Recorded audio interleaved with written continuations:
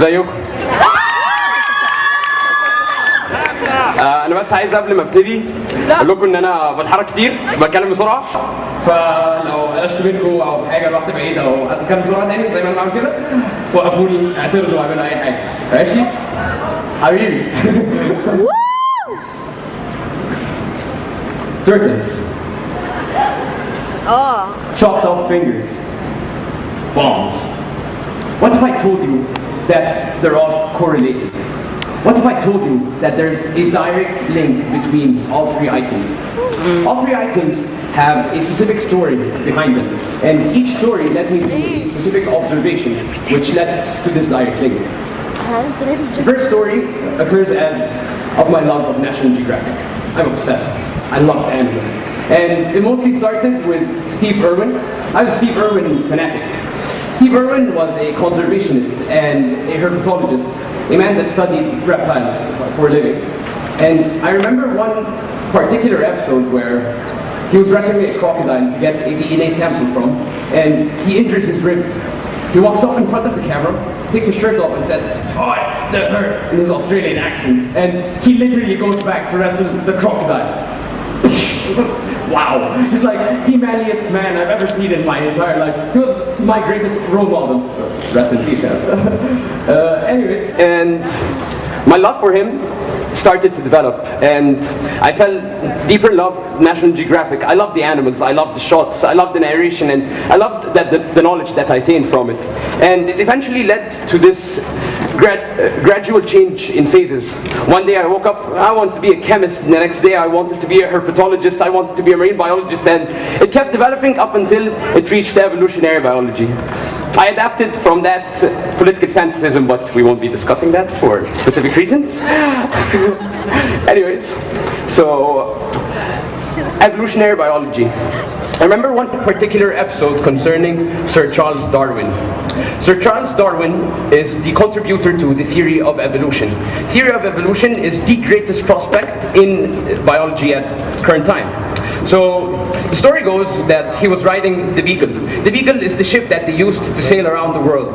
And on their second journey, they happened to visit an island called the Galapagos Islands.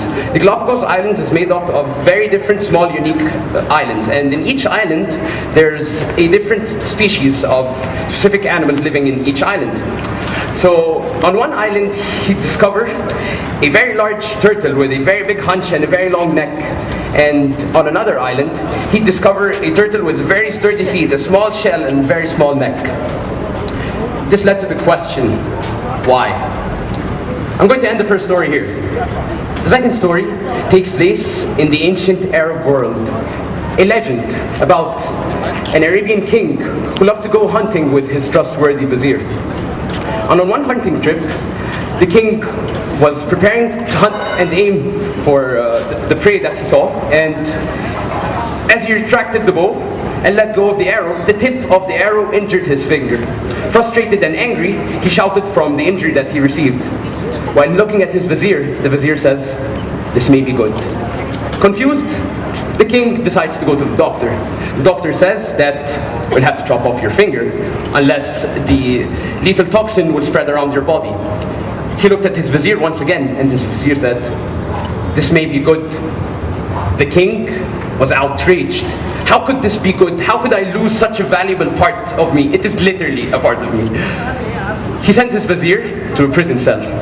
And the last thing the vizier says to him, to his face, "This may be good."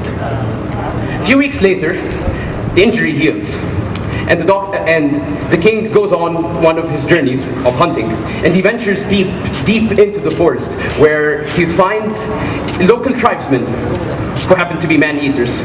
So they hit him on the head, they take him with him, and as he regains consciousness, he's tied to the stake, ropes around him with a very big pot of boiling water. They're commencing their ceremony to sacrifice him right now. And the leader of the tribesmen walks in, enters, and says, gives him a look from head to toe, and says, "He is imperfect. This man is not fit to be sacrificed to our God. Set him free." He noticed the imperfection of his chopped off finger. Astonished, the king runs back to his vizier and frees him from his prison cell and tells him, I apologize, and I now see the meaning of your wisdom. But do tell me, how was it that it was good for you to be in the prison cell? The vizier simply responded by saying, if you hadn't put me in the prison cell, I would have accompanied you, they would have left you, taken me instead of you. I would have been in a very big pot of boiling water right now. And that ends our second story. The third story takes place on a couch, specifically my couch. I was reading an article about a Palestinian woman who happened to have lived her entire life being bombed, and all of the bombshells landed on her shore.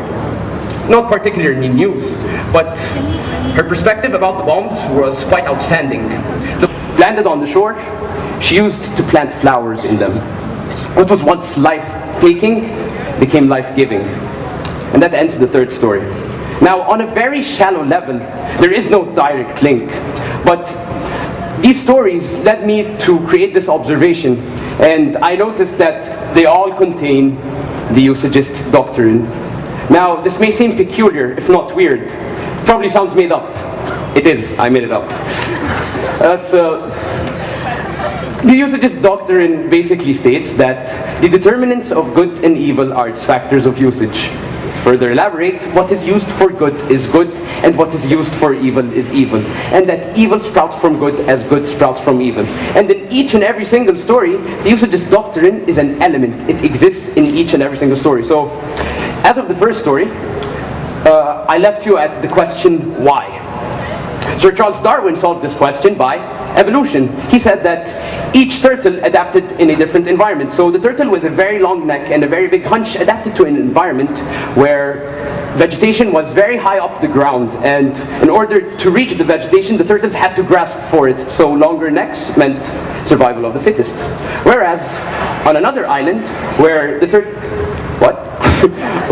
where the turtles were very small, with very small necks and very sturdy feet, had vegetation very close to the ground. So if you had a small neck, you would survive.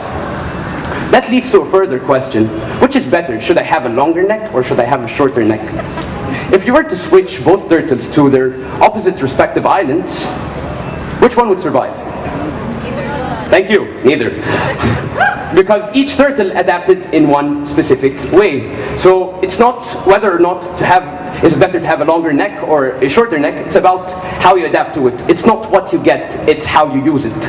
As of the second story, the king loses something very valuable to him, his finger. And this perfectly applies to the usagist doctrine, as this loss of this finger, which was once something purely good, purely in his advantage,